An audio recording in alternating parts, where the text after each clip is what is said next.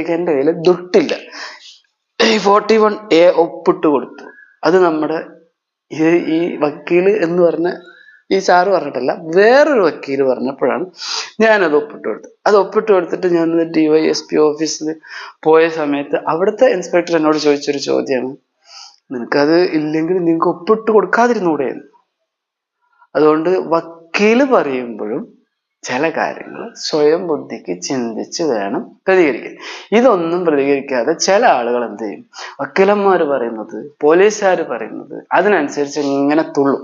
അവിടെ എന്താണെന്ന് വെച്ചാൽ ധാർമ്മിക നീതി കിട്ടൂല. നേരെ മറിച്ച് അവനവന്റെ ചിന്തയ്ക്കനുസരിച്ച് നല്ല വക്കീലന്മാരിൽ നല്ല ടീമുകളുണ്ട്. നമ്മുടെ ആദ്യത്തെ വക്കീൽ എന്ന് പറഞ്ഞു കഴിഞ്ഞാൽ ഒരു മഹാതൊട്ടിയായിരുന്നു. ഉള്ള കാര്യം പറയാലോ. ആളുടെ പേര് പറയുകയാണെങ്കിൽ എന്താ പറയാ, ഇർഷാദ് സാർ. ആള് എനിക്ക് കുറെ തൊട്ടിത്തരങ്ങൾ പറഞ്ഞു തന്നു. അതിനേക്കാൾ ഉപരി ആളൊരു തൊട്ടിയാണെന്നുള്ളത് മനസ്സിലായി. കാരണം ഇയാള് നമ്മളെ ആ ഒരു ഇതിലേക്ക് എത്തുന്ന സമയത്ത് തന്നെ ആള് നമ്മളെ വെച്ച് എത്രത്തോളം ഉണ്ടാക്കാമെന്നേ ചിന്തിച്ചിട്ടുള്ളൂ.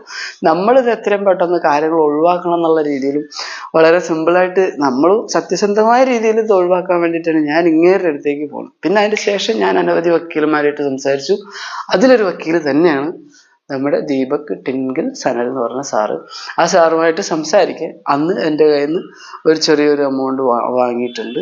അത് എന്നെ സംബന്ധിച്ച് ഇന്നും ആളുമായിട്ട് നല്ല കോണ്ടാക്റ്റ് ഉണ്ട്, നല്ല കണക്ഷൻ ഉണ്ട്. എനിക്ക് സത്യം പറഞ്ഞാൽ നല്ല രീതിയിൽ ധാർമ്മികമായ രീതിയിൽ ആർക്കെങ്കിലും ഒരു കേസ് ഉണ്ടെങ്കിൽ, അധാർമികമായ കേസല്ല കേട്ടോ, ധാർമ്മികമായ കേസ് ഉണ്ടെങ്കിൽ വക്കീലിനോടും ഡോക്ടറോടും കള്ളം പറയരുതെന്നാണ്.